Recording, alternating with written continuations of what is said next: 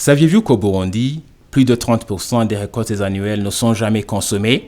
AgriProFocus est convaincu que pour atteindre la sécurité alimentaire, il faut non seulement augmenter la production, mais aussi réduire les pertes post-récolte. Pour ce faire, AgriProFocus a organisé le vendredi 24 octobre 2019 une rencontre sur la gestion des pertes post-récolte. À cette occasion, il a rassemblé l'ambassade des Pays-Bas au Burundi et les organisations comme IFDC, SNV, GIZ, Concern Worldwide, ICO Coopération, Caritas International, Louvain Coopération au Développement, Help Channel, Université Ndongozi, ZOA Agribusiness, AgroTV Burundi, Interfruits Burundi et Agrobiotech. Engagées dans la sécurité alimentaire, toutes ces institutions et organisations ont échangé sur les voies et moyens pour réduire les pertes post-récolte dans ce pays.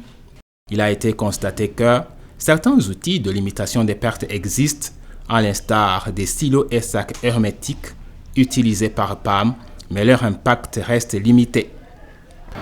La première limite que je peux citer, c'est par rapport à l'accès. Comme je l'avais dit, ces outils coûtent de l'argent et ce n'est pas tous les ménages qui ont les moyens pour pouvoir s'en procurer. C'est la première chose. Deuxième chose, c'est que ces outils ils sont achetés à l'étranger. Alors qu'ils sont à l'étranger, ne sont pas produits localement. Ça, c'est aussi une limite que nous avons. Alors que les agriculteurs burundais se comptent en millions, moins de 30 000 utilisent ces outils. Pour arriver à réduire à grande échelle les pertes post-récolte, il faut une stratégie. Et les solutions doivent être développées au niveau de ces différents maillons dont je vous ai parlé tantôt, notamment au niveau de la récolte. Qu'est-ce qu'il faut faire? Ce sont des pratiques. Au moment de la récolte, quelles pratiques développer pour une bonne gestion pour limiter les pertes post-récolte? Au moment du transport, qu'est-ce qu'il faut faire? Au moment du conditionnement, du tri, emballage, qu'est-ce qu'il faut faire? Au niveau du marché, qu'est-ce qu'il faut faire jusqu'au niveau du consommateur?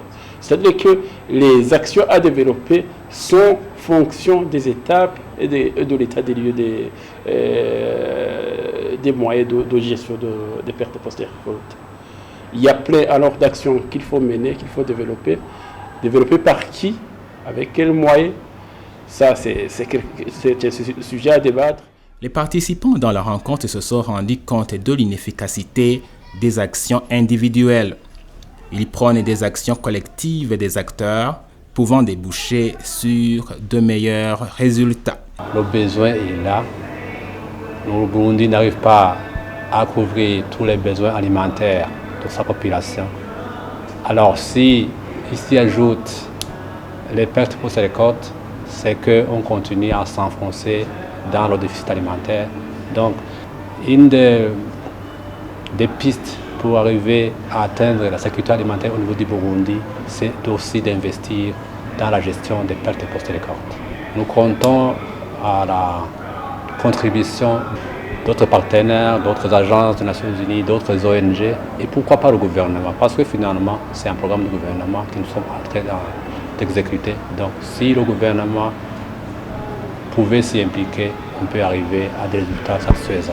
Cela étant, si nous voulons atteindre la sécurité alimentaire, commençons main dans la main à lutter contre les pertes post-récolte.